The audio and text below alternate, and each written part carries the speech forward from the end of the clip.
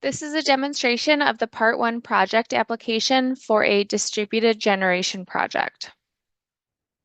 Once there is a completed disclosure form, that disclosure form becomes eligible to be converted to a project application. To create a project application, you will first open the vendor menu, followed by the project application menu.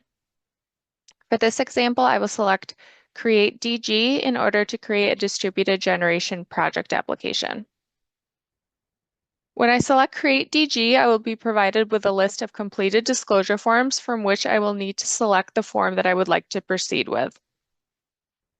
I can click anywhere on that line to select a form and then choose Start Application, which will open a new project application. From the application screen, I can now view the project name, project ID, disclosure form ID, vendor ID, and vendor name. I will also see a link to the 6 project application sections. You do not need to complete these project application sections in order. However, I would recommend that approach whenever possible. So I will get started by selecting section 1, project location, in order to open up that section, which will be pre-populated with the property owner and the disclosure form from the disclosure form as well as the address. I do have the option to change the name of the property owner here if necessary, or provide latitude, longitude coordinates, or the parcel number. These items are good to include if you know that the property is difficult to locate, such as a new construction project. I have no changes to make here, so I will select Save and Continue, which will bring me to Section 2, Project Details. I will first select the project type. The next is financing structure, which is customer owned and has automatically populated from the disclosure form. I will indicate if I've already completed a project application on the same parcel of land, which would typically mean the project is co-located with another project. In this case, the answer is no. However, if the answer were yes, I would be prompted to provide the corresponding application ID of the co-located project. Similarly, in the next question, is this an expansion of an existing facility? The answer here is no. However, if I did select yes, I would again be prompted to enter the application ID of the existing facility. Next, I will indicate whether the project is located on public school-owned land, to which I will say no.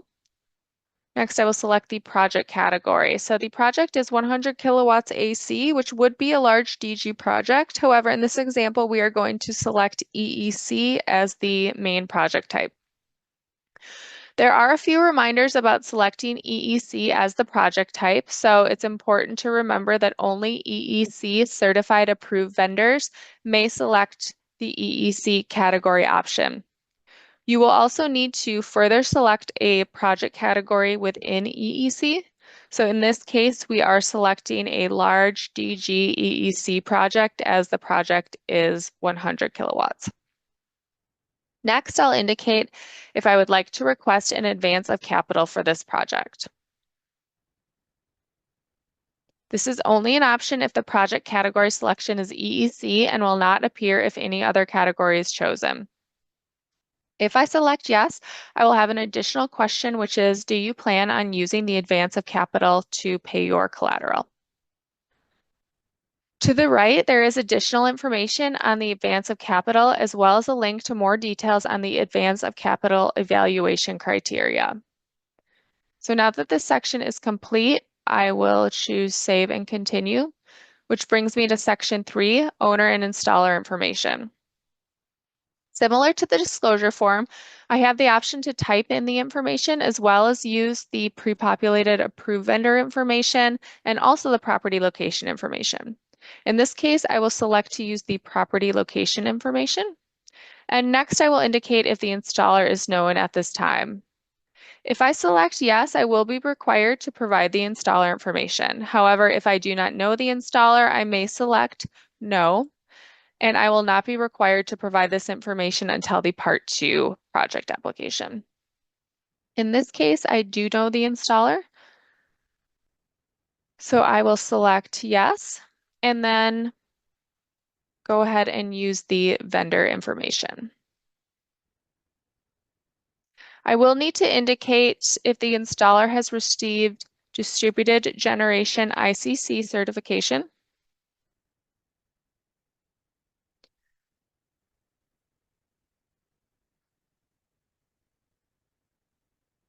If I select no, I will be unable to proceed as the installer must be ICC certified. So I will go ahead and select yes. And I will then enter the number of graduates of job training programs intended to work on this project. This is not a required field, so if you do not know this information at this time, you may leave it blank. But from here, I will select Save and Continue, which will bring me to Section 4, System Details and Performance. The first field is kilowatts DC, so you will see that I'm unable to enter information here. This field will be automatically calculated later on in this section when I enter the array details information. So for now, I will just skip this field. However, I did want to note that I'm able to see the sizes that I provided on the disclosure form over here on the right for reference. The next field is the total inverter size or the total kilowatts AC size of the project. If there are multiple inverters used, this would be the total of all inverters. In this case, my project size is 100 kilowatts AC because I'm using two 50 kilowatt inverters. I'm also able to reference the AC size from my disclosure form to the right of the field. It's also important to note that the inverter size is measured in continuous AC output of the inverter. So next I will enter the inverter efficiency percent, which defaults to 96, and then the ground cover ratio, which defaults to 0.4. I will then indicate if the system meets the minimal shading criteria, and in this case, there are no shading obstructions, so I will select yes. I will then indicate if the system has battery backup. I will now enter the array orientations. I need to have at least one array entered, and I can enter a maximum of 10. To add an array, I will select the Add button with the blue plus sign. For this example, the modules are 345 watts,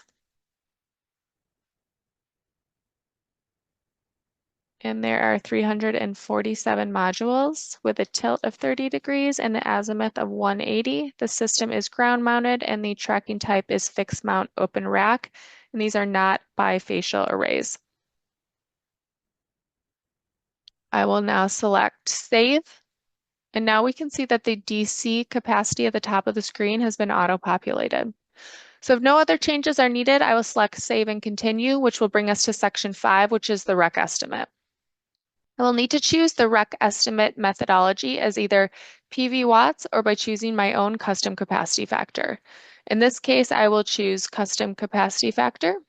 And if I do choose this option, I will need to provide an explanation of how this value was calculated. So I will first enter the custom capacity factor and then provide details on the calculation.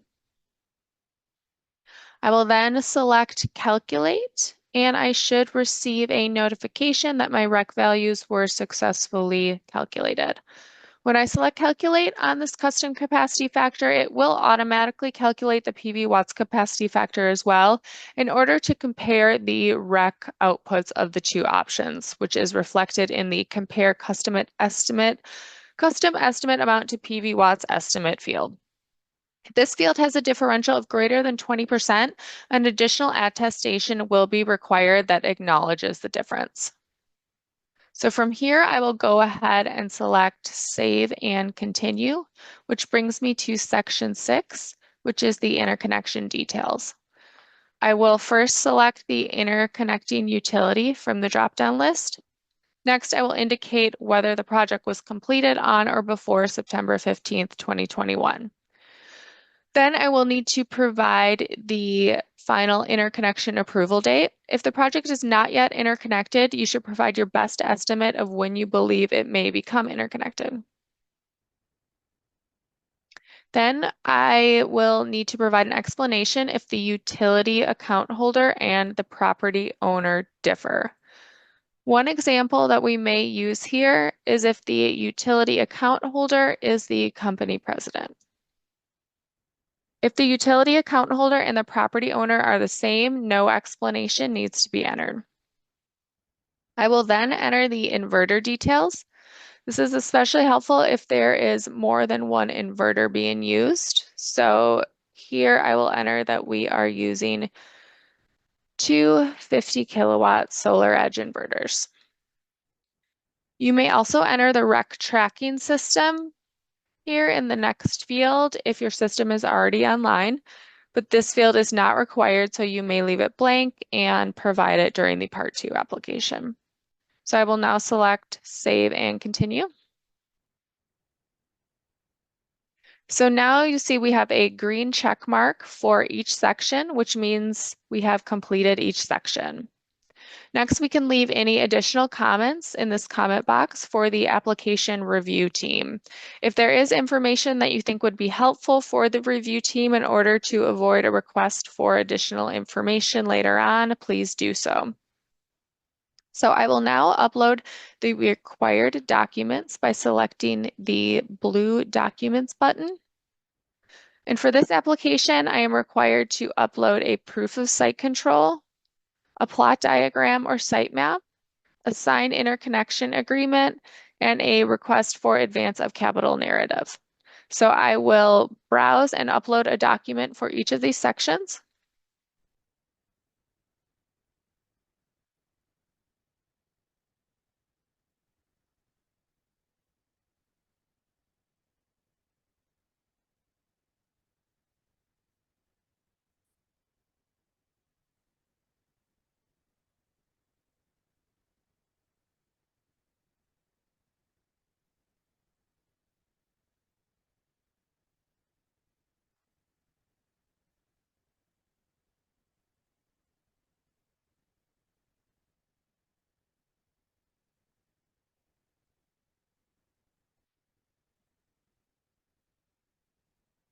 And I'm now complete with my document upload, so I will select Go Back, which brings me to my required attestations.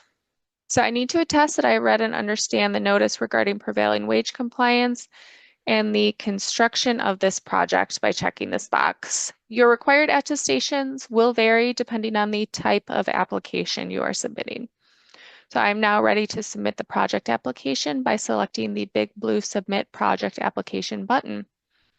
I will receive notice that the project has been completed successfully, but that it is not fully submitted until it is batched. So in order to move forward and have this application reviewed by the program administration team, we will need to create, submit, and pay the application fee.